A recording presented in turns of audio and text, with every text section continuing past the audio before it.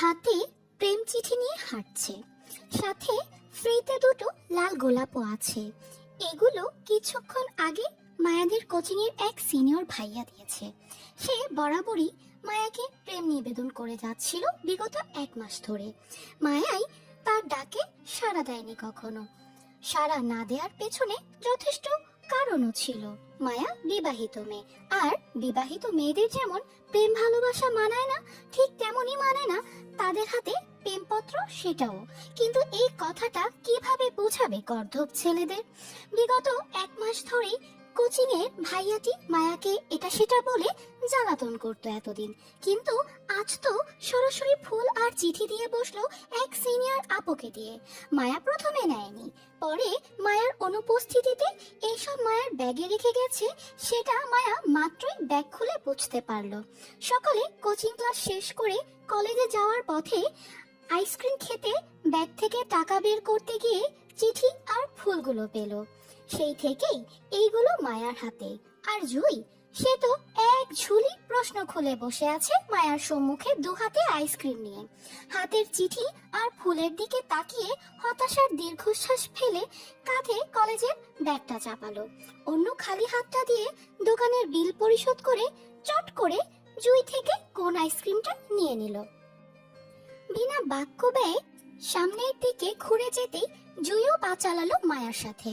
মায়া এক হাতে ফুল আর চিঠি নিয়ে আইসক্রিমের প্যাকেট ছিঁড়ে মুখে আইসক্রিম তুলতে পাশ থেকে ক্ষিপ্ত হলো জুই, নিজের করা প্রশ্নের উত্তর না পেয়ে। চেতন গলায় বলল, অসভ্য মাইয়া, বলবে কিছু? তোর এসব কে দিছে? তুই কি লুকিয়ে প্রেম করছিস? জুইয়ের কথায় রাগ হলো, বরং হতাশায় বুক ভার হলো আরো। অনেক ইচ্ছা ছিল কলেজে উঠে লুকিয়ে একটা প্রেম করবে, কিন্তু মায়ার স্বপ্নে মাটি চাপা পড়ে গেল আধার রাতের হঠাৎ বিয়েতে। হয়তো মায়ার বিয়ে না হলে আজ এই চিঠি আর গোলাপ ফুল পেয়ে চিন্তা ভাবনা করতো সিনিয়র ভাইয়ের সাথে প্রেমটা করবে কিনা। কিন্তু হায়, মায়ার অসহায়ত্ব, নাম দাম কিচ্ছু জানে না এমন এক ব্যক্তির সঙ্গে মায়ার বিয়ে হলো।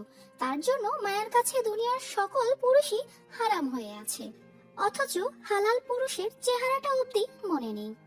গায়ে কলেজের সাদা ড্রেস, রাস্তার ফুটপাত ধরে হাঁটতে হাঁটতে হাতের ফুল আর চিঠির দিকে তাকিয়ে হতাশ গলায় জুইয়ের প্রশ্নের উত্তর দিয়ে বলল, প্রেম করার ভাগ্য আমার নেই। আমার জন্য প্রেমটা হারাম হয়ে আছে এক অচেনা হালাল পুরুষের জন্য। মায়ার ভারী কথাগুলো হয়তো জুইয়ের মস্তিষ্ক ক্যাচ করতে পারল না। কি বলছে সেটা নিয়ে বোঝার কথাও না। মায়ার হঠাৎ বিয়েটা তো আজও লুকাইতো জুইয়ের কাছ থেকে, তাইও বুঝবে কি করে মায়া কি বলেছে। কি বলছিস আবল তাবল? ঠিক করে বল, এসব কে দিয়েছে? সত্যি করে বলবি ঋতু, তুই কি প্রেম করছিস কারোর সাথে? না। তাহলে? আর কথা ঘোরালো না, সোজা সাপটা উত্তরে হাঁটতে হাঁটতে বলল, রিফাত ভাইয়া দিয়েছে এসব, আমি নিতে চাইনি, তাই তার এক মেয়ে ফ্রেন্ডকে দিয়ে আমার ব্যাগে রাখিয়েছে। এখন টাকা বের করতে গিয়ে মাত্রই দেখলাম। মায়ার কথায় খানিকটা চমকে ওঠার মতো করে অধৈর্য গলায় জুই বলল, রিফাত ভাই দিয়েছে মানে? কাজেন স্যারের সুন্দরী ছেলে রিফাত ভাইয়ের কথা বলছিস তুই? জুয়ের হালকা পাতলা উত্তেজনা সম্মতি দিয়ে বলল, ও মাই গড, সিরিয়াসলি ঋতু? কোচিং এর সবথেকে হ্যান্ডসাম রিফাত ভাই তোকে পছন্দ করে? রিয়েলি? ঋতু, তুই কোনো প্রপোজাল অ্যাকসেপ্ট করবি? দায়সারা উত্তরে বলল, না। কেন? এমনি ওনাকে আমার পছন্দ না তাই। কি বলিস? এত সুন্দর ছেলেকে তুই না করছিস কেন? সুন্দর ছেলে বলেই না করেছি। বেশি সুন্দর ছেলে পেলে আমার হজম হয় না। সুন্দর ছেলে মানেই সে নিজেকে আমার থেকে বেশি দাম দেবে সুন্দর বলে। তাই আমি আমার থেকে অসুন্দর ছেলেদের বিয়ে করব। তারা যেন নিজেকে নিয়ে অহংকার করতে না পারে, বরং সারাক্ষণ আমাকে নিয়ে ভাবে এবং বউ বউ করে শুধু আমাকে ভালোবেসে যাবে, ব্যাস। ও আচ্ছা, এত গভীরে তোর চিন্তা ভাবনা। ওকে, নাইস চিন্তা ভাবনা। তার মানে তুই কালো, বেটে আর বয়স্ক ভুঁড়িওয়ালা লোক বিয়ে করবি, এই তো? সুন্দরী বউ বলে যে তোকে সারাক্ষণ আদর করবি, এমনটাই তো তোর চাওয়া, তাই না? যা, অতি শীঘ্রই পেয়ে যাবি তোর বয়স্ক বুড়িওয়ালা কালো বেটে করে জামাইটারে। দোয়া করে দিলাম। জুইয়ের কথায় নাক মুখ কুচকে তাকায় মায়া। মেয়েটা সব সময় 2 লাইন বেশি বুঝে কথা বলে।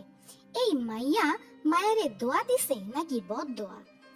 রাগে ওর দিকে তাকিয়ে কটমট করে বলল, তোরে বলছি আমি বেটে বয়স্ক বুড়িওয়ালা লোক বিয়ে করব, তুই জানোস আমার জামাই কত লম্বা?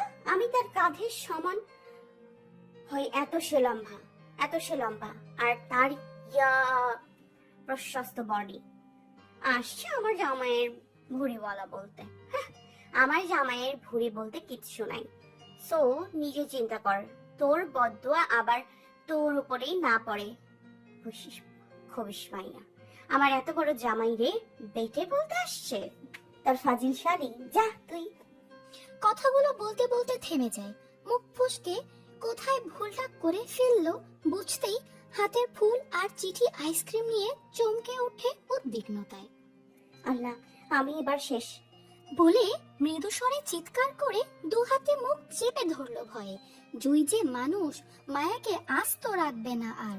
মায়ার পেট থেকে একটা একটা করে কথা বের করে ছাড়বে। মায়া ভয়ে তাড়নায় উত্তেজিত ভঙ্গিতে হতবাক জুইকে ফেলে হঠাৎ করেই দৌড় লাগালো জুয়ের থেকে পালিয়ে বাঁচতে। কয়েক সেকেন্ড দৌড়াতেই কানে আসলো জুয়ের রাগান্বিত স্বর মায়ার পিছন পিছন। রেগে মেগে ফায়ার হয়ে মায়াকে ডাকছে আর বলছে, তোর জামাই কোত্থেকে আসলো সেটা বলে যা, নয়তো আজ তোকে আস্ত ছাড়বো না। দৌড়ানি থামেনি, ভয়ে তাড়নায় দৌড়াতে থাকলো শুধু। মুখ ফসকে এত বড় ভুলটা কিভাবে করলো মায়া? এবার যদি জুই সবাইকে বলে দেয় তো নিশ্চয় মায়াকে সবাই মেরে ফেলবে। মায়ার আব্বুর কানে গেলে তো মায়া শেষ, রক্ষা নেই। আল্লাহ তুমি সহায় হও। মনে মনে আল্লাহর নাম নিয়েই দৌড়াচ্ছিল। আগামীতে কি হবে সেই ভেবে ভয়ে টানটান উত্তেজনায় বর্তমানের অবস্থাটাও ভুলে গেছিল। এক মুহূর্তের জন্য ভুলে গিয়েছিল মায়া কলেজ ড্রেসে রাস্তায় দৌড়াচ্ছে। আসলে মানুষের মনে যখন ভয় বাসা বাঁধে তখন আর মস্তিষ্ক নাকি অচল হয়ে যায়। মায়ার ক্ষেত্রেও তাই হয়েছিল। ভয় এতটাই ছিল যে বর্তমান অবস্থানের কথাটা ভুলে হুমড়ি খেয়ে পড়লো কারোর গায়ে। মায়ার হঠাৎ ধাক্কায় লোকটাও খেয়ে হারিয়ে গড়াগড়ি করে দুজনই চিৎপটাং রাস্তায় পড়লো। বলতে গেলে ফ্রিতে ছোটখাটো বাংলা সিনেমার সিন হয়ে গেল। মায়া নিচে, সে উপরে। আহা কি দৃশ্য! তবে মায়ার কাছে বেশ রোমান্টিক না হলেও সামনের মানুষটার রেগে যাওয়ার মতো যথেষ্ট মজাদার ছিল সিনটা। হয়েছিল তাই। লোকটা মায়ার উপর রেগে মেগে ফায়ার হয়ে গিয়েছিল। হুমকি ধামকি সবকিছু দিয়ে বসেছিল, তবে সেটা চাপা স্বরে। পাবলিক প্লেস বলে সেই যাত্রায় বেঁচে গিয়েছিল আর কি। মায়ার স্টুপিড কাণ্ডগুলা। আচ্ছা যাই হোক, এবার আসি মূল কথায়। জুয়ের ভয়ে তখন উত্তেজিত ভঙ্গিতে দৌড়াতে দৌড়াতে গুটি কয়েক মিনিটের মধ্যে হঠাৎ করে সেই লোকটার সাথে ধাক্কা খেয়ে বসে। আসলে ধাক্কা বললে ভুল হবে, মায়াই দৌড়াতে দৌড়াতে লোকটার পিঠের ওপর পড়ে যায়, যার জন্য লোকটার গায়ে তৎক্ষণাৎ লিপটে যায় মায়ার অর্ধ খাওয়া আইসক্রিমটা। এতটুকুতে মায়ার সিন শেষ হয়নি। তারপর যেটা হয়েছিল সেটা আরো করুণ দশা। লোকটার পিঠে ধাক্কা লেগে পড়তে গিয়ে নিজেকে বাঁচাতে তৎক্ষণাৎ শক্ত মুঠোয় পেছন থেকে লোকটার কলার আঁকড়ে ধরতে চাইলে ঘটে হিতের বিপরীত। লোকটার পেছনের কাপড়টা ছিঁড়ে ফুঁড়ে লোকটাকে সহ ঠাস রাস্তায় গড়াগড়ি করে পড়ে গেল। তখনই নিচে পড়ে কনুয়ে আর কোমরে ব্যথা পেয়ে মা গো বলে মৃদু চিৎকারে পাশে তাকাতেই দেখলো একটা দামি আইফোন মায়ার হাতের কাছে রাস্তায় পড়ে গড়াগড়ি খাচ্ছে। মোবাইলের ডিসপ্লের যা অবস্থা, এই ফোন ইহকালে ঠিক হবে বলে আর মনে হয় না। ছোট্ট মাথায় তখনই প্রশ্ন আসলো, এত দামি ফোন কে এইভাবে ভেঙে রাস্তায় ফেলে গেল? ইস, ফোনটা দেখতে কি নতুন! এত ভালো ফোন কেউ ভাঙে? এই ফোনের মালিক নিশ্চিত উগ্রবাদী পাষাণ বড় লোক হবে। টাকার গরমে রাস্তায় এত দামি ফোন ভেঙে চলে গেছে। ছ্যাঃ, এই জাতি সভ্য হবার নয়। এই মুহূর্তের জন্য নিজের ব্যথা ভুলে ফোনের দিকে তাকিয়ে আনমনে বলে উঠল, আহারে, এত দামি আইফোনটা কোন পাষাণে ভাঙছে আল্লাহ জানে। মানুষ বড়লোক হলে যা হয় আর কি, টাকা দাম নেই এদের কাছে। এসব জাতির টাকা পয়সা দখল করে সরকার কেন যে বাংলাদেশ বর্ডার পার করে দেয় না আল্লাহ জানে। রোহিঙ্গা হয়ে পরের দেশে ঘুরলে বুঝবে টাকার মায়া। কথাটা বলে হাত বাড়িয়ে ফোনটা তুলতে গেলে বুঝলো মায়ার হাত কোথাও আটকে আছে। হাত নাড়াতে গিয়ে রাস্তার সাথে ঘষা লাগতেই ব্যথায় আহ করে উপর দিকে তাকাতেই আটকে উঠল মুহূর্তে। আল্লাহ, মায়া শেষ। এতক্ষণ যাবৎ ভুলে যাওয়া ঘটনাগুলো একে একে মনে পড়লো মায়া কাউকে নিয়ে রাস্তায় পড়েছিল। ভয়ে আতঙ্কে সিটিয়ে গিয়ে লোকটার শক্ত মুখপান এক পলক দেখে মুহূর্তে ঘাড় ঘুরিয়ে তাকালো ভাঙা ফোনটার দিকে। আহ, যা বোঝার তখনই বুঝে গেল, এই ফোন ভাঙার আসামি অন্য কেউ না, মায়া নিজেই। তখন মায়ার হঠাৎ ধাক্কা লাগায় লোকটার ফোন কান থেকে নিচে পড়ে ভেঙে গেছে। নিজের ভুলে এবার বেশ জোরে সরে কান্না পেল মায়ার ভয়ে। এত দামি আইফোন ভেঙে কি যে করলো ভেবে না পেয়ে এই মুহূর্তের জন্য ইচ্ছা হলো হাত পা ছড়িয়ে রাস্তায় বসে কান্না করে। বহুত কষ্টে নিজের কান্না আটকে রেখে আইফোন থেকে দৃষ্টি সরিয়ে আবারও মাথা তুলে অপরাধীর চোখে লোকটার দিকে তাকাতেই আটকে চমকে উঠল ক্রোধিত ওই রক্তিম চোখ জোড়া দেখে। তখনই মায়ার খেয়াল হলো, আরে লোকটা তো মায়ার পরিচিত। সর্বনাশ, ফোন ভাঙার জন্য আর কোনো মানুষ পেল না, সোজা কলেজের ভিপির ছেলে রিদ খানের ফোনটাই ভাঙতে হলো মায়ার। শেষ মায়া, শেষ। আতঙ্কে যখন বুক ঠকঠক করছিল ভয়ে, তখনই মায়ার ভয়টা বাড়িয়ে দিল রিদ খানের চাপা গর্জনে। What the hell? মায়ার উপর থেকে উঠে দাঁড়াতে গিয়ে যখন রিদ পরনের পাঞ্জাবিতে টান খেলো, তখনই চাপা গর্জনে এই কথাটা বলে। রিদ তখনও মায়ের দিকে ঝুঁকে রয়েছে, কারণ রিদের পাঞ্জাবির একাংশ ছিঁড়ে মায়ার হাতের মুঠোয়। মায়া আতঙ্কিত চোখে রিদের দৃষ্টি অনুসরণ করে মায়ার হাতের দিকে তাকাতেই বুঝলো রিদের গর্জন ছাড়ার কারণটা। অসহায়ত্ব আর বুক ধরফরে এবার সত্যি সত্যি মায়া হাত ছড়িয়ে ছিটিয়ে ভ্যা ভ্যা করে কাঁদতে ইচ্ছা করলো। অবশেষে নিজেকে দমিয়ে রাখতে পারলো না। রাস্তায় ওই অবস্থায় শুয়ে থেকে দু হাতে মুখ ঢেকে অতিরিক্ত ভয়ে কেঁদে উঠলো এত। লোকটার ফোনটা ভেঙে কান্না আটকাতে পারলেও যখন দেখলো লোকটার পিঠের কলার থেকে কোমর অবধি সাদা পাঞ্জাবিটা ছিঁড়ে মায়ার হাতে ধরে আছে, তখন কি আর কান্না থামানো যায়? এত বড় ভুল, ভুল নয়, ঘোর অপরাধ। এত বড় অপরাধ করেও কি স্বাভাবিক থাকা যায়? না, যায় না। মায়ার তো এই মুহূর্তে ইচ্ছে করছে কাঁদতে কাঁদতে একটা সাগর বানিয়ে ফেলে, সেই সাগরের পানিতে রিদ নামক লোকটাকে ভাসিয়ে দূরে কোথাও পাঠিয়ে দেয়, যাতে মায়া বেঁচে যায়। মায়ার কান্নার মধ্যে লোকটা উঠে দাঁড়ালো। মায়া তখনও কেঁদে যাচ্ছিল, তবে আঙ্গুলের ফাঁক দিয়ে লোকটাকে দেখছিল কি করে। লোকটার গায়ে সাদা পাঞ্জাবিটা ছেড়ে উঠে রাগে কটমট করে ঘাড় বাঁকিয়ে নিজের পিঠ দেখতে চায়। অল্প একটু দেখেই বুঝতে পারলো ওনার পাঞ্জাবি শেষ, তাই চাপার আগে কটমট করে চিবিয়ে চিবিয়ে বলল, নাটক শেষ হলে উঠে দাঁড়ান, নয়তো গাড়ির চাকার সাথে বেঁধে সোজা থানায় নিয়ে যাব। এখানকার থানাও আমার, পুলিশও আমার। শুধু আসামি হয়ে সারা জীবন পচে মরতে হবে আপনাকে। হাড় হিম করা হুমকিতে কেঁপে উঠল মায়া। সর্বনাশ, থানা পুলিশ করলে তো মায়া শেষ। মায়ার আব্বু আস্ত রাখবে না মায়াকে ভেবেই তৎক্ষণাৎ উঠে বসলো ভেজা চোখে। আস্তে ধীরে উঠে দাঁড়ালো অপরাধের মতো মাথা নত করে। কান্না ভাঙা গলায় মিনমিন করে বলল, সরি স্যার, ভুল হয়ে গেছে, মাফ করে দিন। রিদের উত্তর না পেয়ে অপরাধীর চোখ তুলে তাকাতেই চোখাচোখি হলো দুজনের। রিদ কেমন কপাল কুঁচকে তাকিয়ে আছে মায়ার দিকে। দৃষ্টিতে শীতলতা নেই, খানিকটা রাগ আছে, তবে বিরক্তির প্রকাশ। মায়া ভয়ে কাচুমাচু করে এদিক সেদিক তাকিয়ে আবারও পালাবার রাস্তা খুঁজছিল। তখনই মায়ার পায়ের কাছে কিছুর আভাস পেয়ে নিচে তাকাতেই দেখলো হৃদ ঝুঁকে রাস্তা থেকে কিছু তুলছে। প্রথমে ভাবলো হয়তো মায়ার বইয়ের ব্যাগ তুলে দিবে মায়াকে, কিন্তু না।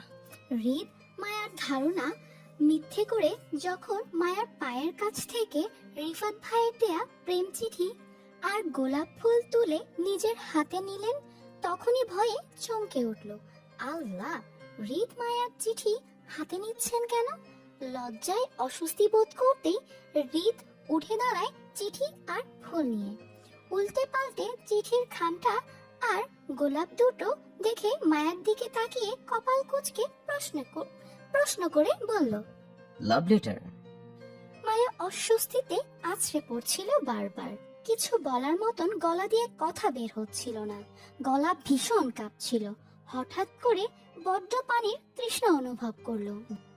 বুঝলো মায়া হৃদকে ভয় থেকে ভীষণ লজ্জা পাচ্ছে, তাই হুট করে হাত বাড়িয়ে ছু মেরে হৃদের হাত থেকে চিঠিটা নিতে চাইলেও নিতে পারলো না, কারণ হৃদ মায়া থেকে আরো এক ধাপ এগিয়ে তৎক্ষণাৎ চিঠিটা মাথার উপরে তুলে ফেললো। মায়া অস্বস্তি বোধ করে জড়ানো গলায় হাসফাস করে বলল, এটা দিন আমাকে। কেন? ওটা আমার ছিল। আমার ছিল বলতে এখন নেই, ছিল শব্দটা অতীতে চলে গেছে। বর্তমানে এটা আমার। আমি যেহেতু রাস্তা থেকে কুড়িয়ে পেয়েছি, তাই এটা আমার। হৃদের অদ্ভুত কথায় বোকার মতন তাকিয়ে রইল মায়া। কি বলে এসব? মায়ার চিঠি হৃদের কি করে হয় আবার? রিফাত ভাইয়ের সাথে কি হৃদ প্রেম করবে? ছেলে হয়ে ছেলের সাথে প্রেম? তখনই হৃদ গম্ভীর গলায় বলে ওঠে, আউট। বিষণ্ণে বলে উঠল। মানে? মায়ার কথায় হেলদোল হলো না হৃদের। গোলাপ দুটো ঢিল মেরে ফুটপাতের ড্রেনে ফেলে হাতের চিঠিটাও মুষ্টিতে দলা মুচড়ো করে ড্রেনে ফেলে দিয়ে মায়ার দিকে তাকালেন। হাতের ঘড়িটা এক পলক দেখে দায়সারা উত্তরে বলল, এই শেষ।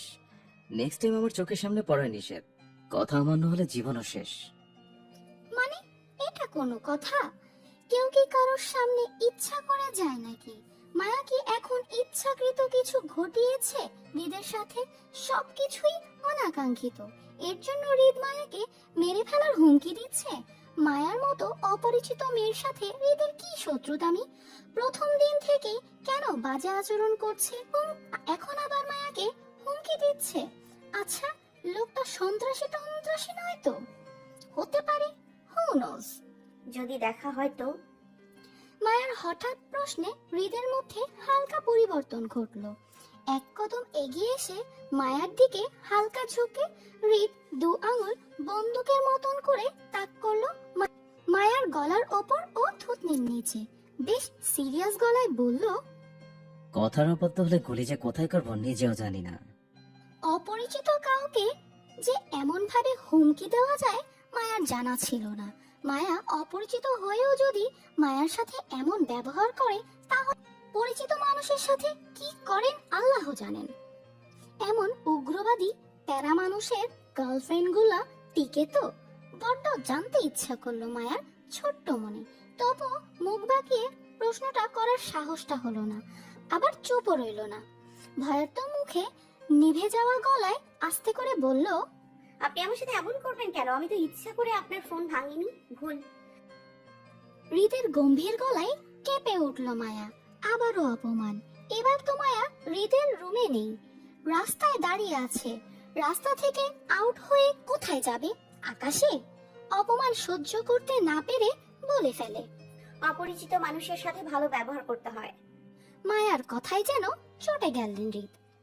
তীর মেজাজে চিবিয়ে বলল, জ্ঞান দিতে বলেছে, আপনার শুক্রিয়া আদায় করা দরকার।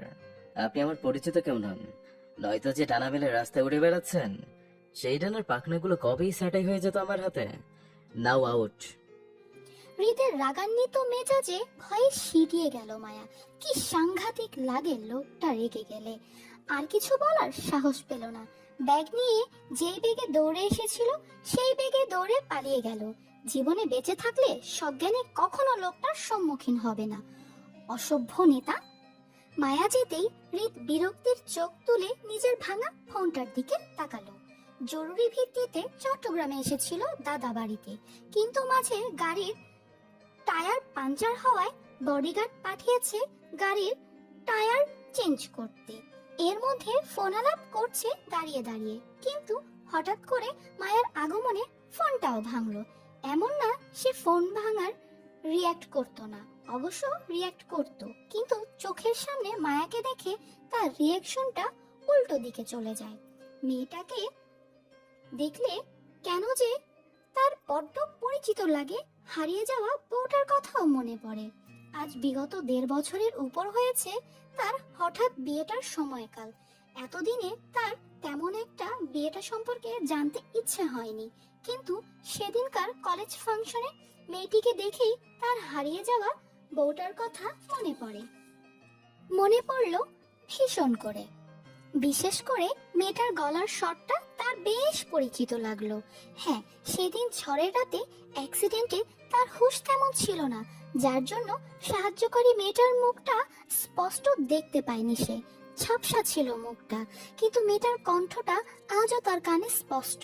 তারপর কাজী সাহেবের দেওয়া কাবিননামায় দেখেছিল সে তার বউয়ের নামটা রিক্তা ইসলাম মায়া, বাড়ি ব্রাহ্মণবাড়িয়া। ব্যাস এতটাই দেখেছিল। তার বউয়ের সম্পর্কে আর কিছু জানে না সে, জানার ইচ্ছাও নেই। কিন্তু সেদিন ফাংশনে এই ইসরাত নামক মেয়েটার মুখে ব্রাহ্মণবাড়িয়ার শব্দটা শুনেই চোখ তুলে তাকিয়েছিল সে। দেখেছিল মেয়েটাকে, বেশ পরিচিত মনে হয়েছিল মুখটা। সে প্রথমে সন্দেহ করেছিল মেয়েটা তার বউ হতে পারে ভেবে, এই জন্য মূলত ফাংশন শেষে দ্বিতীয়বার সাক্ষাতে সে মেয়েটার নাম জিজ্ঞাসা করেছিল।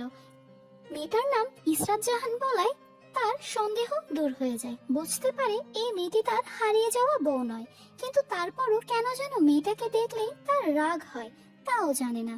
সে কি আশায় ছিল এই মেয়েটা তার পালিয়ে যাওয়া বউটা হতে পারে, এই জন্য? হয়তো যদি মেয়েটা তার পালিয়ে যাওয়া বউ হতো তাহলেই বাকি। বউকে দিয়ে তার কি দরকার? কোনো দরকার নেই। বিয়েটা সে মানে না, এমন হঠাৎ বিয়ের ভিত্তি নেই তার কাছে। সেখানে এই বেয়াদব মেয়েটাকে মায়া তো বউ হিসেবে আরো দরকার নেই। নিজের চিন্তা ভাবনাটায় হৃদ নিজেই ফোড়ন কাটলো তৎক্ষণাৎ। নিজের ভাবনায় নিজেই বিরোধিতা করলো। না, এই বেয়াদব মেয়েটাকে তার বউ হিসেবে নিজের জন্য দরকার না হলেও অন্তত আজকে একটা থাপ্পড় মারার জন্য হলেও মেয়েটার তার বউ হওয়ার দরকার ছিল। রাস্তায় দৌড়াদৌড়ি করে প্রেম চিঠি নিয়ে ঘুরে বেড়ানো বের করত, মাথায় তুলে আছড়ে আছড়ে যদি দমটা না বের করত তাহলে তার রাগটা কিছুতেই কমতো না। বেয়াদব নারী। হৃদের চিন্তা ভাবনার মাঝেই গাড়ি এসে থামলো। আসিফ গাড়ি থেকে নেমে দ্রুত পেছনে দরজা খুলে দিতেই হৃদ গম্ভীর মুখে উঠে বসলো গাড়িতে। ড্রাইভারের সাথে আসিফ সামনে বসতেই গাড়ি চলতে শুরু করলো আরাফ খানের বাড়ির উদ্দেশ্যে। হৃদ গা এলিয়ে সিটে বসতেই সামনে থেকে আসিফ প্রশ্ন করে বলল, ভাই আপনার পাঞ্জাবিটা ছিল কিভাবে? কিছুক্ষণ আগেও তো ভালো ছিল। হৃদ আসিফের দিকে তীক্ষ্ণ দৃষ্টিতে তাকিয়ে উঠে বসলো। আসিফের প্রশ্নের সরাসরি উত্তর না দিয়ে নিজ বাক্যে বলল, তোর আমার অ্যাক্সিডেন্টের কথা মনে আছে? 2017-তে চট্টগ্রাম থেকে ঢাকায় ফেরার পথে নরসিংদী জেলায় হয়েছিল সেটা। হৃদের কথায় আসিফ তৎক্ষণাৎ সম্মতি দিয়ে বলে ওঠে। জি ভাই, মনে আছে। আসিফের সম্মতিতে হৃদ পুনরায় সিটে গা এলিয়ে দিতে দিতে বলল, বুঝেছিস আসিফ, আমার একটা বিয়ে হয়েছিল সেদিন রাতে। বলতে গেলে অনাকাঙ্ক্ষিত বিয়ে। আমাকে সাহায্য করা মেয়েটাই আমার বউ। অসুস্থতার জন্য বউয়ের ফেসটাও দেখা হয়নি, নাম পরিচয় কিছু জানি না, শুধু বউর কণ্ঠটা একটু করে মনে আছে। এখন মনে হচ্ছে তোর ভাবিকে একটু দেখার জন্য হলেও তার খোঁজ করা দরকার। যা তো তোর পলাতক ভাবের খোঁজ করতো। অনেক তো হলো তার লুকিয়ে চুকিয়ে বেড়ানো, এবার না হয় স্বামীর মুখ দর্শন করবে। হতবাক আসিফ চোখ দুটো বড় বড় করে তাকিয়ে থাকলো হৃদের দিকে। হৃদ ভাই বিয়ে করেছে? কই, সে তো জানতো না, তাকে বলেনি এতদিন। এত বড় সত্যি কথাটা যদি কোনো কারণে খান পরিবারের কানে যায় তাহলে তোলপাড় হয়ে যাবে, সর্বনাশের কাণ্ড ঘটিয়ে বসবে এক একজন। তাছাড়া হৃদ খানের মতো মানুষ শুধু বউয়ের মুখ দেখার জন্য এতদিন পর খোঁজ করবে এমনটাও নয়। নিশ্চিত কি কিছু একটা মনে আছে। আসিফ জি ভাই বলে সম্মতি দিয়ে সামনে ঘুরে গেল। হৃদকে আর কিছু বলার মতো সাহস পেল না, কারণ হৃদের পার্সোনাল বিষয়ে প্রশ্ন করা একদমই পছন্দ করে না। হৃদ নিজ থেকে যতটুকু বলবে ততটুকুই সবাই শুনতে পারবে, এর বেশি প্রশ্ন করা নিষেধ। ভয়ার্ত মুখে জড়সড় অবস্থায় কুজো হয়ে বসে আছে খাটের কোণায় অপরাধী মুখে। মায়ার ঠিক সামনে জিৎ তপ্তা মেরে মাথা চেপে বসে আছে শক্ট হয়ে। দুজনের গায়ে এখনো কলেজ ড্রেস জড়ানো। সময়টা দুপুরের 2টোর ঘরে। সকালে হৃদ খানের সামনে থেকে পালিয়ে মায়া কলেজ যেতে চেয়েছিল, কিন্তু পারেনি জুয়ের জন্য। মায়াকে জোর করে বাসায় নিয়ে এসেছে ব্ল্যাকমেল করে। বলেছে ওর সাথে বাসায় না আসলে আরিফ ভাইয়াকে বলে দিবে মায়া চুরি করে বিয়ে করে ফেলেছে। ওর কথায় ভয় পেয়ে বাধ্য হয়ে বাসায় আসলো এবং শুরু থেকে সবকিছুই বলল, যা যা সেদিন রাতে মায়ার সাথে হয়েছিল অচেনা লোকটাকে নিয়ে। আর তখন থেকে মায়ার হঠাৎ বিয়ের বিষয়টা নিয়ে রিয়্যাক্ট করছে, যেন ওর মাথায় আকাশ ভেঙে পড়েছে এমন আচরণ করছে। করারই কথা। আসলে মায়ার বড় বোনের বিয়ে এখনো হয়নি, সেখানে মায়া পরিবারের সবার ছোট হয়েও লুকায়িত ভাবে বিয়ে করে নিয়েছে। এই বিষয়টি কারোর সহজে মেনে নেওয়ার কথা না। জুয়ের ক্ষেত্রেও তাই। মায়ার গোষ্ঠীর মধ্যে মায়া বড় ভাই বোন আছে যাদের মায়ার আগে বিয়ে হওয়ার কথা, তারপর সিরিয়ালে মায়া সবার শেষে। সেখানে মায়া সবাইকে টপকে সিরিয়াল ভেঙে সবার আগে বিয়ে করে নেওয়াটা শুধু চমকে নয়, ঘোর পাপও বটে। বিগত 2 ঘন্টা ধরে এমন তবধা মেরে বসে আছে জুই মায়ার বিয়ের ব্যাপারটা শুনে। প্রথম ওর এমন ঝিম মেরে বসে থাকাটা ভয় করলেও এখন বেশ বিরক্ত লাগছে। আর কতক্ষণ এমন মরার ভয়ে ভয়ে কাটাবে মায়া? এখন তো কিছু একটা বলা দরকার ওর, তাই না? আজব, মায়ার বিয়ে হয়েছে সেই 1.5-2 বছর আগে। এতদিন যাবৎ ভয় পেয়ে এসেছে মনে মনে, সবাই জানলে কি হবে। এখনো ভয় আছে, তবে এজন্য আর কতক্ষণ এমন মরার ঝিম মেরে বসে থাকবে? এবার নড়াচড়া করার দরকার না। এত পুরাতন বিয়ের বিষয়টা নিয়ে লম্বা রিয়াকশন কিভাবে দিবে মায়া? বিরক্ত লাগছে।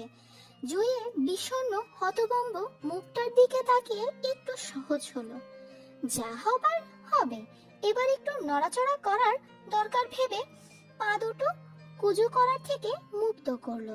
ফ্লোরে পাজোড়া ফেলে সোজা হয়ে বসে আবারও ঘাড় ঘুরিয়ে তাকালো জুয়ের মাথা চেপে ধরা নত মস্তিষ্কের দিকে। দ্বিধা কাটিয়ে সহজ গলায় বলল, জুই, এক জায়গায় বসে থাকতে থাকতে আমার কোমর ব্যথা করছে, তোরও নিশ্চয় করছে। একটা কাজ করি, চল দুজন ড্রেস চেঞ্জ করে খাওয়া দাওয়া করে তারপর এসে সেম দুঃখে দুঃখে পোজ নিয়ে বসে, কেমন? শরীরে এনার্জি পাবো।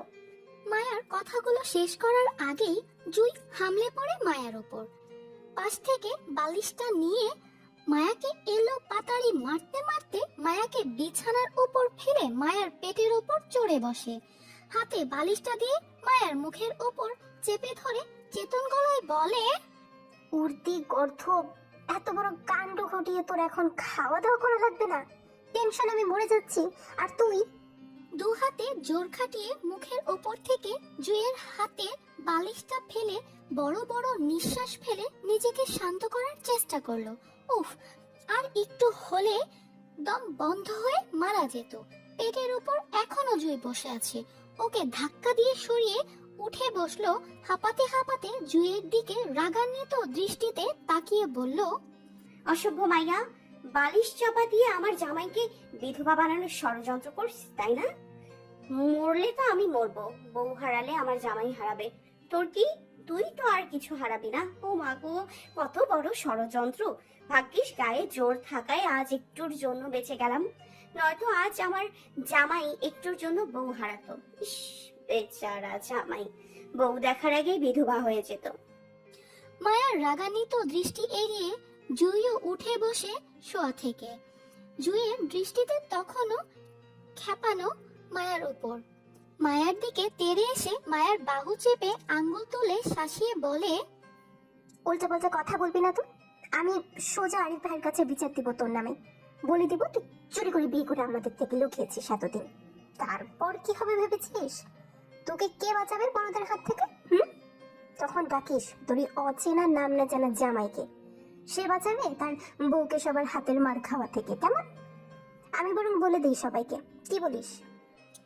জুইয়ের হুমকি স্বরূপ কথায় নিভে গেল মায়া। ভয়ে জড়ো হলো মুহূর্তেই। পরিবারের এই বড়দের জন্য বিয়ের বিষয়টা এতদিন যাবৎ লুকিয়ে রেখেছিল মায়া। এখন জুই মায়ার সেই ভয়টা বুঝে মায়ার বিরুদ্ধে কাজে লাগাচ্ছে। মায়াকে ভয় দেখিয়ে মায়া অপরাধী মুখে ওর দিকে তাকিয়ে ভয়ার্ত গলায় বলল, এমন করিস কেন? তুই না আমার বোন হোস, বোন হয়ে শত্রুর মতো কাজ করবি আমার সাথে? অবশ্যই করব, 1000 বার করব। কেন করব না তুই বল? তোর আইডিয়া আছে? তুই কত বড় ঝামেলায় ফেসে গেছিস। বিয়ে কি ছেলে খেলা? তুই আধার রাতে কাকে বিয়ে করেছিস তাও জানিস না। ভালো মানুষ বিয়ে করেছিস নাকি চোর ডাকাত নাকি লুচ্চা নাকি বিবাহিত কোনো পুরুষকে বিয়ে করেছিস তাও বলতে পারছিস না। এখন আবার বলছিস নাম ঠিকানা তো জানিস না। যাকে বিয়ে করলি তার চেহারাটাও নাকি ভুলে গেছিস দীর্ঘদিন না দেখায়। এটা কোনো কথা? আগে তো বিয়ের মতন এত গুরুত্বপূর্ণ বিয়ের বিষয়টা লুকিয়ে লোকটার নাম ঠিকানা না জেনে অপরাধ তো করেছিসই, এখন আবার স্বামীর চেহারা বলে ঘোর পাপ করেছিস। তোর আইডিয়া আছে এই বিয়ের জন্য তোকে জীবনে কতটা সাফার করতে হবে? জীবন এত সহজ? লোকটা যদি বিবাহিত খারাপ লোক হয় তখন কি করবি তুই? হুট করে যে বিয়ে করে নিলি, আমাদের সমাজে ডিভোর্সের মানে বুঝিস? তুই স্বামী সংসার করিসনি বা তোর কোন পরিস্থিতিতে বিয়েটা হয়েছিল সেটা কেউ দেখবে না, বরং সবাই তোর দিকে আঙ্গুল তুলে বলবে তুই ডিভোর্সি। বিয়ের আগে একটা মেয়ে যদি 10টা ছেলের সাথে হারাম প্রেম করে হারাম ভাবে শরীর বেঁচে দেয়, তাকে আমাদের সমাজে কলঙ্কি বলে না, বরং বয়সের দোষ বলে চালিয়ে দেয়।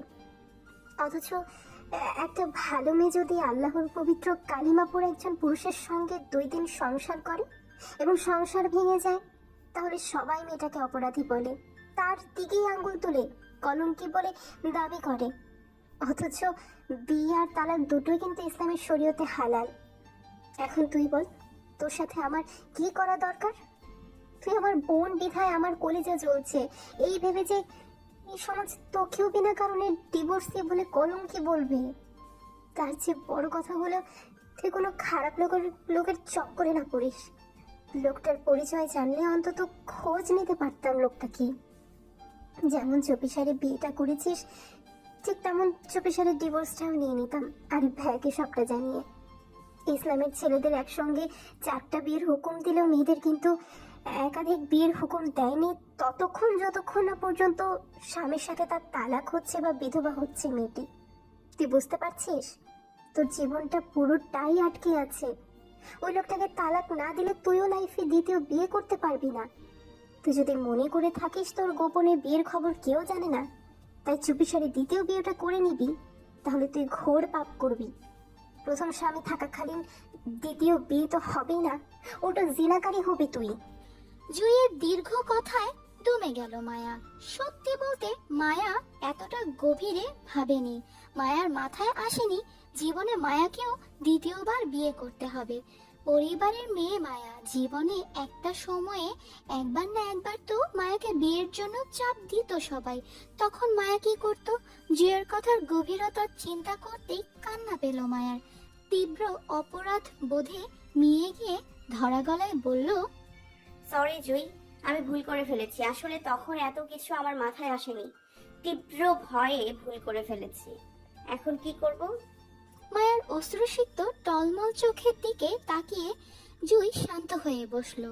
চিন্তিত ভারী নিঃশ্বাস ফেলে মায়ার দিকে তাকিয়ে বলল, আর কি করবি? যা করার তো আগেই করে ফেলেছিস।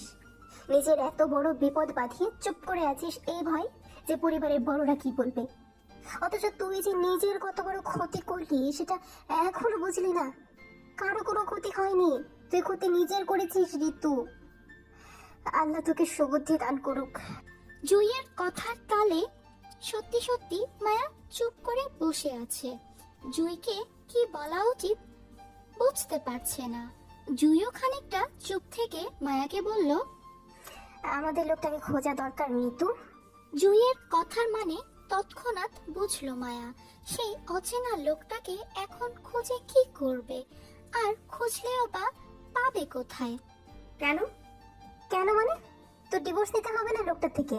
নয়তো আমাদের পরিবার যখন তোর বিয়ের কথা বলবে অন্য কারোর সাথে, তখন কি করবি? এক স্বামীকে ডিভোর্স না দিলে দ্বিতীয় বিয়ে করা যাবে না। তো ডিভোর্সটা মাস্ট বি প্রয়োজন, বুঝলি? জুইয়ের কথায় মাথা নাড়িয়ে সম্মতি জানায়, কারণ মায়ার অচেনা স্বামীকে নিয়ে এই মুহূর্তে অনুভূতির চেয়ে বেশি ভয় কাজ করছে। আচ্ছা, মায়ার সম্মতিতে জুই ফের প্রশ্ন করে বলল, লোকটাকে কিভাবে খুঁজে বের করব? তার নাম ঠিকানা কিছুই জানিস না, তাকে দেখলেও চিনবি না তুই। এমন তো অবস্থায় লোকটাকে খুঁজে কিভাবে বলতো? মাথায় তো কিছুই কাজ করছে না। তোর কাছে আইডিয়া আছে কোনো? মাথা নাড়িয়ে অসম্মতি দিয়ে বলল, না। মায়ার কথায় জুই খানিকটা চেতে শক্ত গলায় বলে, তা থাকবে কেন? তোর কাছে আইডিয়া থাকলে তো তুই বুদ্ধিমতী হয়ে যাবি, তখন তো হবে আরেক সমস্যা।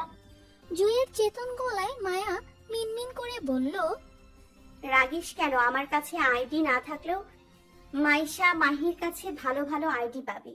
আমাদের ফ্রেন্ড লিস্টে কূটনীতি আর জোরাল বুদ্ধির জন্য কিন্তু ওরা অনেক তীক্ষ্ণ। মায়ার কথায় দমে যায় জুই। হয়তো প্রস্তাবটা মনে ধরেছে, কারণ এই বিপদ থেকে বের হতে ওরাই মায়াদের সাহায্য করতে পারবে। জুই খানিকটা থেমে চিন্তিত মুখে মায়ের দিকে তাকিয়ে বলল, তুই ওদের বিয়ের ব্যাপারটা জানাতে বলেছিস? পরে যদি সমস্যা হয়? হবে না, ওরা আমাদের বেস্ট, কখনো কথা নাড়াচাড়া করবে না। ওকে দেন, চল গোসল করে রান্না করি, কিছুক্ষণ পর ভাইরা খেতে আসবে। এখনো রান্না বান্না কিছু হয়নি। বিকেল করে আরিফ ভাইয়া বাসায় না থাকলে ওদের সবাইকে গ্রুপ কল দিব, কেমন? চল চল। আচ্ছা। 5 বান্ধবীর আসর জমেছে একত্রে। মায়ারা সবাই হোয়াটসঅ্যাপ ভিডিও কলে বসা, চুপচাপ মোটেও নেই। মায়ার বিয়ের বিষয়টা নিয়ে তোড়জোড় চলছে সবার মাঝে। বলতে গেলে এক একজন শক্তে খ্যাপা বাঘিনী হয়ে বসে আছে মায়ার উপর। মায়ার দোষ এত বড় কাণ্ড ঘটিয়ে কেন কাউকে জানায়নি? পরিবারের বড়দের ভয়ে বলতে না পারে, এদের অন্তত বলা দরকার ছিল। মায়াকে নিয়ে প্রত্যেকেই আহাজারি চিন্তার শেষ নেই। মায়া আর জুই একত্রে ভিডিও কলে জয়েন করেছে আরিফ ভাইয়ার ল্যাপটপ দিয়ে। বাকিরা সবাই যার যার বাড়িতে নিজ মোবাইলে জয়েন করেছে। এখন পড়ন্ত বিকাল। জুইয়ের কথা মতো ভিডিও কল জয়েন হয়েছিল আরো 1 ঘন্টা আগে। এতক্ষণ ওদের সাথে মায়ার বিয়ের সকল বিষয় শেয়ার করা হয়ে গেছে। মায়াকে একজোট ফ্রিতে বকাঝকা করা হয়ে গেছে সবার। এখন বেশ চিন্তিত মুখে ভাবতে বসেছে মায়ার হারিয়ে যাওয়া স্বামী, মানে যার সাথে মায়া বিয়ে হয়েছে, তাকে কিভাবে খুঁজে বের করা যায় সেই নিয়ে। এক একজন এক এক বুদ্ধি দিচ্ছে, কিন্তু কোনো বুদ্ধি সেই লোকটাকে খুঁজে বের করার পথ বের করে দিচ্ছে না। এদের মধ্যে মায়া একটু জড়সড় ভাব নিয়ে বসে আছে। যেহেতু মায়া আসামি, তাই আপাতত মায়ার বড় মুখ করে বসা উচিত নয়। এতে সবাই আরো ক্ষেপে যাবে মায়ার উপর। এমনই ছোটখাটো ঘূর্ণিঝড় মায়ার মাথার উপর নাচছে। মায়াদের গ্রুপের মধ্যে সবচেয়ে চতুর মেয়ে হলো মাইশা, ফাজিল হলো মাহি, সবচেয়ে পড়ুয়া মেয়ে সুমি, আর জুই সবচেয়ে বুঝদার। পরিস্থিতি অনুযায়ী সবাইকে বুঝিয়ে শান্ত করার ক্ষমতা ওর আছে। আর মায়া, সেটা না হয় নাই বললাম। মায়ার গল্পে বুঝে যাবেন মায়া কেমন। আচ্ছা যাই হোক, এবার মূল কাহিনীতে আসি। গ্রুপ কলে সবাই লোকটাকে খোঁজ পাওয়ার আলোচনা করছে। মাহি সামনে থেকে মায়ের শান্তশিষ্ট মুখটাকে লক্ষ্য করে জুইকে উদ্দেশ্য করে রাগান্বিত গলায় বলল, দোস্ত, ও এমনি তাকায় তুই সেকেন্ড আমারে কি ওর জামাই মনে করছে? ওর এমন ইন্টারেস্ট ফেস দেখে আমি গলে যাব। অসভ্য মাইয়ে বিয়েটা করছে তো করছে, জামাইয়ের নামটাও জানতে পারলো না। মন তো চাইতেছে ইচ্ছা মতন কতক্ষণ ধুলাই করি। এই জুই, তুই আমার হয়ে কয়েকটা ধুমধাম লাগাতো এই মাইয়াটারে, নাইলে আমার রাগ শান্ত হবে না। মাহির কথায় তৎক্ষণাৎ সায় দিল মাইশাও। জুইয়ের উদ্দেশ্যে বলল, জুই, আমার হয়েও 2টা দিস কিন্তু ওরে। মায়া অসহায় মুখ করে জুইয়ের দিকে তাকালো। জুই মায়ার অপরাধী মুখটার দিকে তাকিয়ে দীর্ঘশ্বাস ফেলে টেনশনে। জুইয়ের বিষণ্ণ মুখটা দেখে সুমি মায়ার উদ্দেশ্যে বলল, ঋতু রে দোস্ত, তুই কেমনে এই বিয়েটা করলি? চেনা নাই জানা নাই কেউ অপরিচিত লোকে অন্যের কথায় বিয়ে করে? আমি তো ভয়ে মরে যাচ্ছি। না জানি কোন ব্যাটা মানুষের বিয়ে করছস তুই। উফ, লোকটা যদি কোনো নেশাখোর খারাপ লোক হয়, আর তোকে দেখে তার মন যদি বদল হয়ে যায়, ডিভোর্স দিতে না করে, তখন কি করবি তুই? সুমির কথায় মায়া আরো ভয় হতে লাগলো। মায়া সেদিন রাতে লোকটাকে রক্তাক্ত অবস্থায় রাস্তায় পেয়েছিল। হয়তো কারোর সাথে মারামারি করে রাস্তায় পড়েছিল। তারপর আবার কাজী সাহেব লোকটাকে ভালো বলছিল না, খারাপ লোকই বলে পরিচয় দিচ্ছিল মায়াকে। হয়তো সন্ত্রাস হবে। সুমির কথার উত্তর মায়া করতে পারল না টেনশনে। মনের মধ্যে তীব্র ভয় সৃষ্টি হলো অচেনা লোকটাকে নিয়ে। তখনই সুমির কথার উত্তর দিয়ে জুই শক্ত গলায় বলল, ডিভোর্স দেবে না মানে? ও অবশ্যই ডিভোর্স দিবে। আমাদের বোন আমরা এমনি ছেড়ে দেবো মনে করেছিস? ও ছোট মানুষ, বুঝিনি, পরিস্থিতির শিকার হয়ে বিয়েটা করে ফেলেছে। এর মানে এই না যে লোকটার সাথেও সংসার করতে হবে। আমরা আগে লোকটাকে খুঁজে বের করব, তারপর আরিফ ভাইকে সবটা জানিয়ে চুপিসার ওর ডিভোর্স নিয়ে নিব, ব্যাস। আমাদের পরিবারকে এসব জানাবো না। মাহি বলল, সে না হয় বুঝলাম, কিন্তু লোকটাকে কিভাবে খুঁজবো সেটাই তো বুঝতে পারছি না। আচ্ছা মায়া, তুই লোকটার মুখে কারো নাম বা কোনো জায়গার নাম শুনেছিস এমন কিছু? না।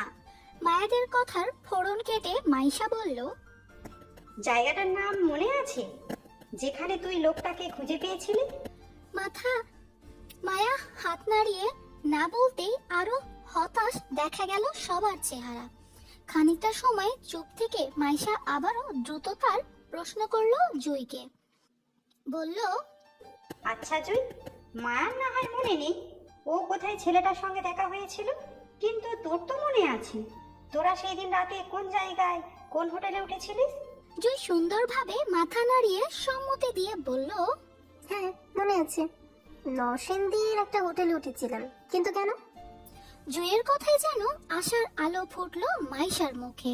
তৎক্ষণাৎ উৎসাহের সহিত বলল, পারফেক্ট, এখন নিশ্চয়ই এটাও মনে আছে তোরা মায়াকে সেই দিন রাতে কোথায় খুঁজে পেয়েছিলি।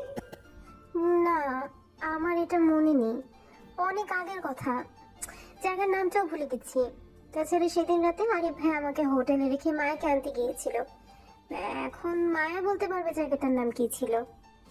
সবাই আশা নিয়ে মায়ার দিকে তাকাতেই মায়ার সাথে সাথে বলে, আমি জানি না সেই জায়গার নাম, সবকিছু অপরিচিত ছিল আমার কাছে, তাই আরিফ ভাইয়া আমার লোকেশন ট্র্যাক করে নিয়ে গেছিল সেদিন রাতে। আর মায়ার কথায় চেতে ওঠে মাইশা।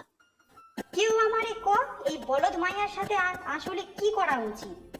আমার তো হেব্বি রাগ উঠতেছে, উফ। পুনরায় সবার মুখে হতাশা ছেয়ে গেল। এত বড় নরসিংদী জেলার কোথায় গিয়ে খুঁজবে সেই এলাকায়, যে এলাকায় মায়া হারিয়ে গিয়েছিল? প্রত্যেকের হতাশার মধ্যে হঠাৎ মায়া উৎসাহের সহিত বলে ওঠে, আমি জানি না, তবে আরিফ ভাইয়া বলতে পারবে সেই জায়গার নামটা কি। ভাইয়া সবকিছু চেনে। মায়ার কথায় মাইশা তৎক্ষণাৎ বলে, আরে পা, মায়া রানীর মাথায় দেখি ঘিলু আছে। এই জুই, দ্রুত আরিফ ভাইয়াকে ফোন করে জায়গার নামটা জিজ্ঞাসা করতো। জুই কিছু বলার আগে মাহি বলল, তুই ওই জায়গার নাম দিয়ে কি করবি? কাজটা কি? পরে বলছি, আগে তুই আরিফ ভাইয়ার থেকে জায়গার নামটা জান, কল কর ভাইকে। জুই বলল, আরিফ ভাইকে ফোন করে বলবো কি? কি বলে জায়গাটার নামটা জিজ্ঞাসা করব? ভাই যদি জিজ্ঞেস করে কেন জানতে চাইছি, তখন কি বলবো? পাশ থেকে মাহি কূটনীতি বুদ্ধি খাটিয়ে বলল, তোর কিচ্ছু বলতে হবে না, যা বলার মায়াই বলবে।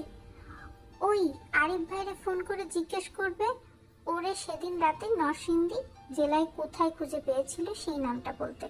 ভাইয়া যদি কিছু জিজ্ঞেস করে তাহলে বলবে ইংলিশে অ্যাসাইনমেন্ট দিয়েছে কলেজ থেকে।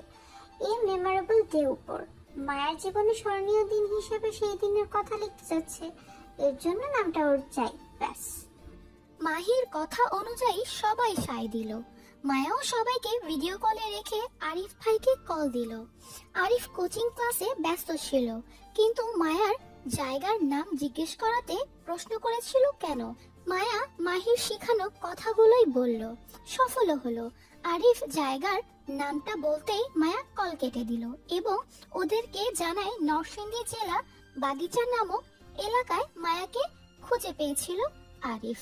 মায়ার কথায় মাইশা সন্তুষ্টি নিয়ে বলে, পারফেক্ট, আমাদের অর্ধেক খোঁজা এখানেই শেষ হয়ে গেছে জুই। মায়াকে যদি আরিফ ভাই নরসিংহ জেলার বাগচিয়া এলাকায় খোঁজ পায়, তার মানে মায়া সেই রাতে ওই এলাকায় ছিল ওই লোকটার সাথে। ওর বিয়েটা ওই এলাকায় কাজী সাহেব দিয়েছিল। এখন আমাদের যে কাজটা করতে হবে সেটা হলো নরসিংহ জেলার বাগচিয়া এলাকায় যেতে হবে এবং সেই এলাকায় যতগুলো কাজী আছে সবগুলো বাড়ি খুঁজে বের করতে হবে। এখন সেই কাজই পরিবারের চিহ্ন করতে হবে যারা মায়ের বিয়ে দিয়েছিল ওই লোকটার সাথে। কাজীর কাছ থেকে আমরা মায়ার কাবিননামা একটা ফটোকপি নেব, কারণ ওই কাবিননামায় নিশ্চয়ই মায়ার স্বামী অর্থাৎ ওই অচেনা লোকটার নাম ঠিকানা দেওয়া আছে। সেই ঠিকানা অনুযায়ী না হয় আমরা লোকটাকে খুঁজে বের করার চেষ্টা করব। কি বলিস তোরা? মাইশার চতুর বুদ্ধিতে সবাই উৎসাহের সহিত সহমত পোষণ করলো। সেই সাথে আশা ফিরে পেল যেন সবার মধ্যে। সিদ্ধান্ত নিল মায়ারা সবাই নরসিংদী যাবে একসাথে। কিন্তু ঝামেলা হলো মায়া আর জুই আছে চট্টগ্রামে, মায়াদের বাসায় যেতে হবে। মানে আশুগঞ্জ থেকে সবাই একত্রে একদিন নরসিংদী যাবে কাজী সাহেবের বাড়ি খোঁজ করতে। কিন্তু এখন সমস্যা হলো মায়া আর জুই এখান থেকে আশুগঞ্জ যাবে কিভাবে? শুধু শুধু বাড়ি যাওয়ার বায়না ধরলে তো আর যেতে পারবে না, আরিফ ভাইয়া দিবে না। আবার আব্বুও কড়া শাসন করবে, তিনি অনেক পড়ুয়া মানুষ।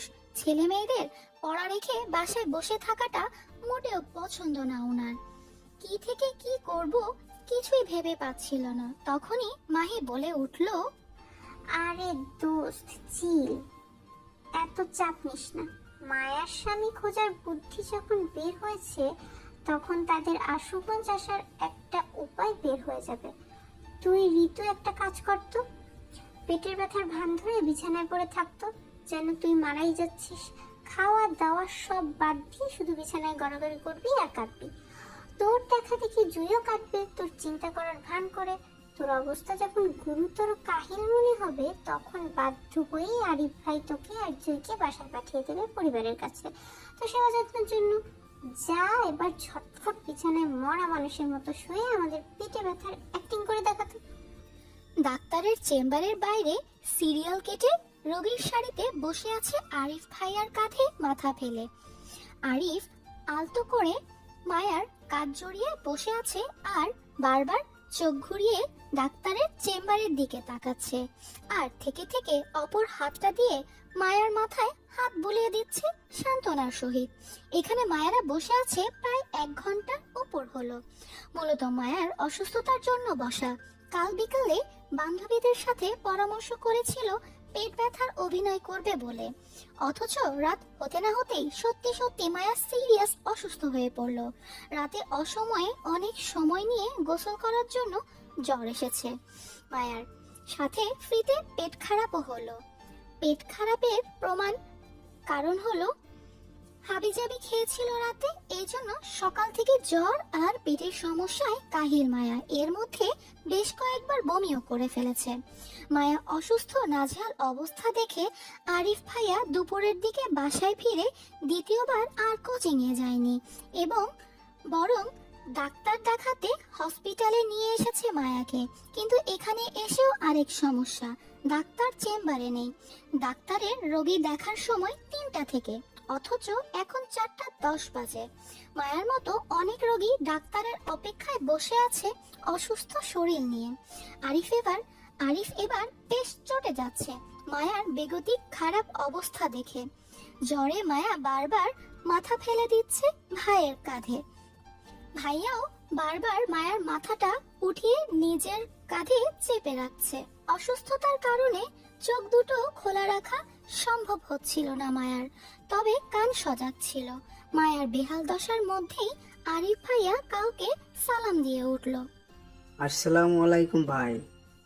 ওয়ালাইকুম সালাম। আরে আরিফ, তুমি এখানে? অল্প পরিচিত কণ্ঠের কথা শুনে বন্ধ চোখের পাতা টেনে খুলে তাকাতে চাইলো। নিভে যাওয়া চোখে অল্প তাকাতেই চোখে পড়ল অল্প স্বল্প পরিচিত লম্বাটে একটা মুখ। এই মুখটা মায়া আগেও বেশ কয়েকবার দেখেছে, কিন্তু কোথায় দেখেছে সেটা মনে করার চেষ্টা চালাতেই আরিফ লোকটার কথার উত্তর করে বলে, আসলে ভাই, আমার ছোট বোনটা হঠাৎ করে অসুস্থ হয়ে পড়েছে, তাই ডাক্তারের কাছে নিয়ে এসেছিলাম। কিন্তু আপনি এখানে? হ্যাঁ, আমি এখানে একটা কাজ এসেছিলাম রিত ভাইয়ের সাথে। ওর কি হয়েছে? রিত নামটা মস্তিষ্কে যেতেই স্বল্প পরিচিত লোকটাকে চিনে ফেলে। আরে, এ তো আসিফ, রিত খানের বডিগার্ড।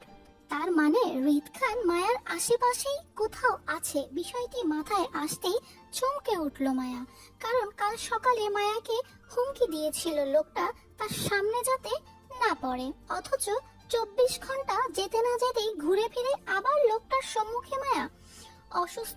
সুস্থ থাকলে এখান থেকে পালিয়ে বাঁচত মায়া, কিন্তু অসুস্থ বলে দাঁড়াতেও পারছে না। মায়ার মনস্তাত্ত্বিক চিন্তাধারার মধ্যেই আরিফ আসিফ লোকটার কথার উত্তরে বলল, আসলে ওর রাত থেকে জ্বর আর পেট খারাপ।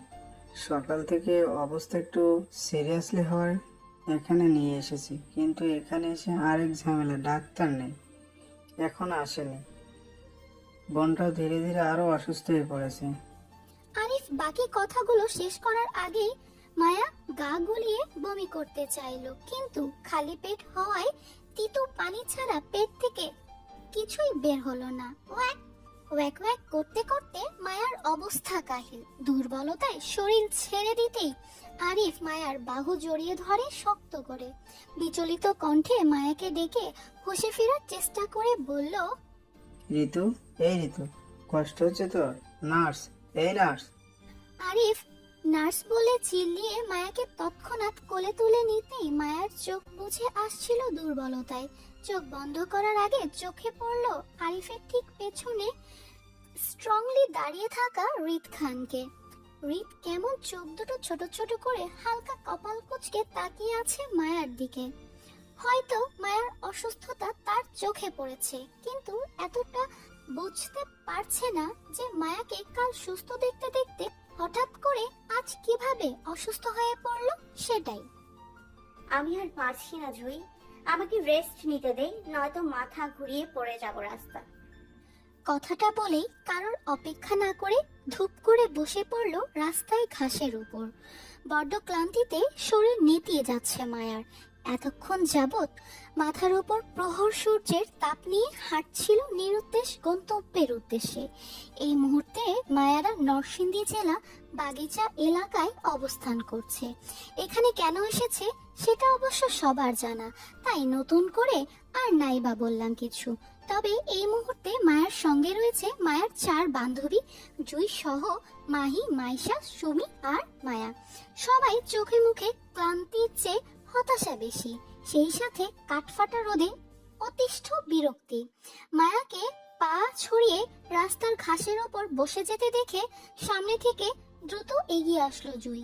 সুমিকে সাইড কেটে মায়ার সামনে বসে খানিকটা উদ্বিগ্নতায় বলল, তোর বেশি খারাপ লাগছে রিক্তা? মাথা ঘুরছে তোর? পানি খাবি? ক্লান্তিতে মাথা নাড়িয়ে সম্মতি দিল, যার অর্থ হ্যাঁ, বেশি খারাপ লাগছে। লাগবে নাই বা কেন? অসুস্থ শরীর নিয়ে নরসিংদী এসেছে অচেনা জামাইয়ের চেনা ঠিকানা খুঁজতে। বিষয়টা আজব না? সত্যিই আজব, কিন্তু মায়ার ক্ষেত্রে যেন এইসব আজব কারবার একটু বেশি হয়ে থাকে। চট্টগ্রাম থেকে বাসায় এসেছে আজ 8 দিন, গিয়ে 9 দিন হলো।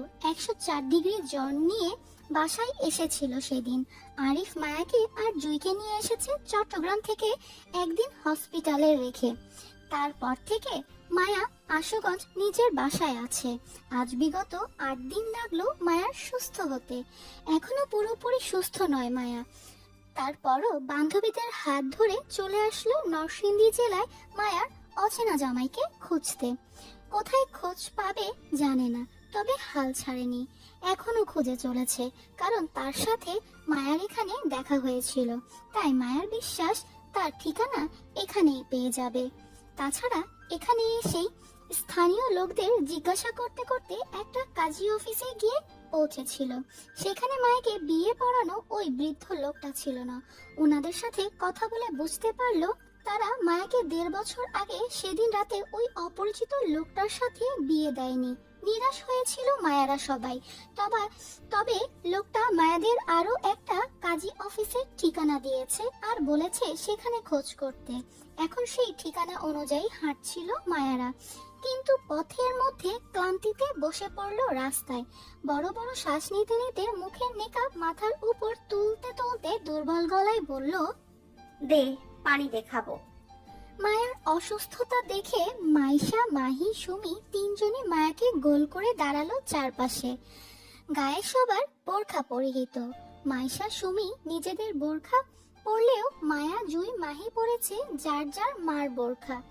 বয়স্ক মায়ের বোরখাটা ছোট মেয়েরা পরলে কেমন হবে বুঝতেই পারছেন। মায়াকে আর বলে বোঝাতে হবে না, অর্ধ পাগল বুড়ির মতন লাগছিল এক একজনকে।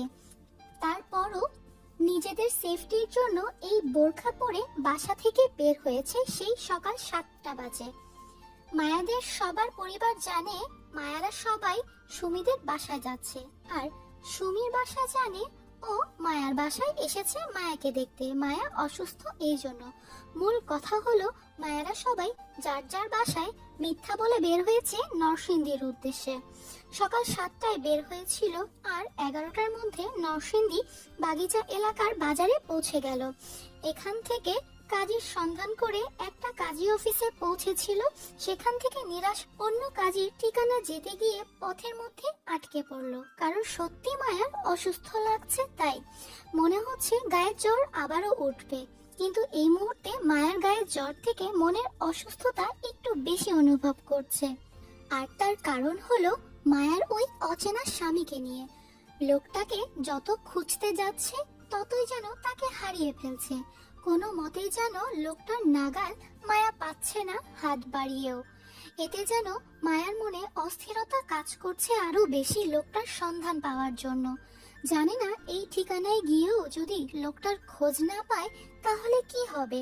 মায়ার মনে অস্থিরতাটাও কাউকে বলতে পারছে না, কারণ মায়া যাদের বলবে ওরা সবাই মায়ার উপর ক্ষেপে যাবে স্বামী নামক লোকটার জন্য অস্থিরতার কথা শুনলে। কিন্তু মায়া কি করবে? ওদের মায়ার সামনে বারবারই রিক্তার জামাই নিয়ে আলোচনা করতে করতে ওই লোকটাকে মায়া সত্যি মিস করছে। মায়ার মনে হচ্ছে মায়া বড় ভুল করে ফেলেছে। মায়ার উচিত হয়নি সেই দিন অচেতন স্বামীকে বিছানায় ফেলে পালিয়ে আসাটা। একটু অপেক্ষা করত লোকটা জাগ্রত হওয়ার জন্য, তাহলে হয়তো আজকে এই দিনটা দেখতে হতো না মায়ার। মায়ার মন বিচলিতের দীর্ঘ নিঃশ্বাস ফেলে জুই 1/2 লিটার পানির বোতলটা মায়ার দিকে এগিয়ে দিল। মায়া বোতলটা উপরে তুলে ঢক ঢক করে অনেকটা পানি খেয়ে নিল। মাইশা নিজের হাতে দ্বিতীয় কাজী অফিসের ঠিকানায় চোখ বুলিয়ে আশেপাশে তাকিয়ে বিরক্তি নিয়ে বলল, বাল, এই দুপুরবেলা কই যাবো অচেনা এলাকায়? সারা কাজের বাড়ি খুঁজতে?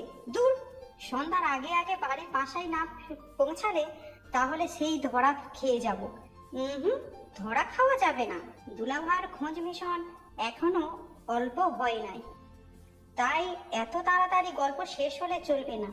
এই ঋতু, শরীরের একটু জোর লাগাই তো বোন। এই তো একটু সামনের বাজার দেখা যাচ্ছে,